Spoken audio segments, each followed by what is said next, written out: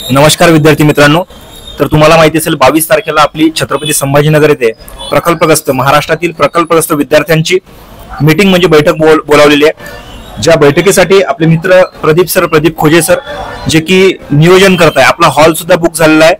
त्यानंतर आपली 100 विद्यार्थ्यांची नाश्त्याची व्यवस्था झालेली आहे, तिथे तुम्हाला नाश्ता राहील। आपला हॉल सुद्धा बुक झालेला आहे। फक्त आव्हान एवढंच आहे की आज तारीख 19 तारीख आहे आणि दिवस राहिले फक्त 2।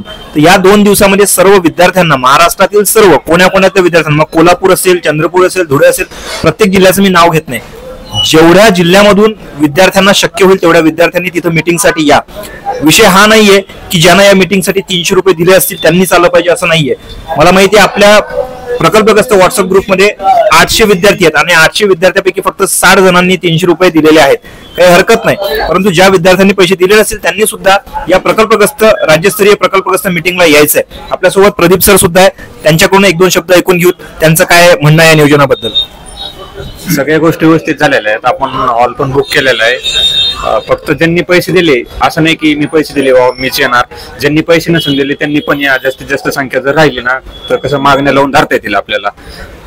ठीक आहे सर।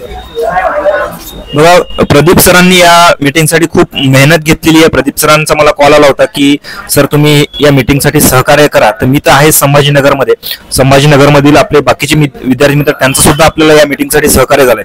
विषय फक्त हा आहे की जेव्हा फडणवीस साहेब अमरावतीच्या सभेमध्ये बोलले होते की प्रकल्पग्रस्ताचं 5% 15% कायद्यात जर बसत असेल तर आम्ही करू, तर ते बसणारच आहे आणि ते बसवावं आपल्याला लागणार आहे। कारण आपण प्रकल्पग्रस्त विद्यार्थी आहे। महाराष्ट्रामध्ये तब्बल 4 लाख प्रकल्पग्रस्त आहेत, त्यापैकी सर्व प्रणाली व्यवस्थित व्हायला पाहिजे, ऑनलाईन प्रकल्पग्रस्त सर्टिफिकेट निघायला पाहिजे, जे फ्रॉड होतात ते सुद्धा बंद व्हायला पाहिजे। हे सर्व मुद्दे आपण या मीटिंगमध्ये घेणार आहोत।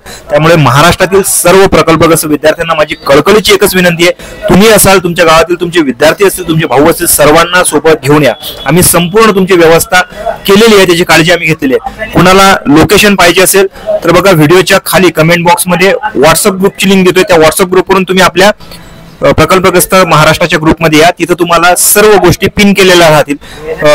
स्थळ कुठे आहे, तारीख किती आहे, सर्व सांगितलंय मी ऑलरेडी।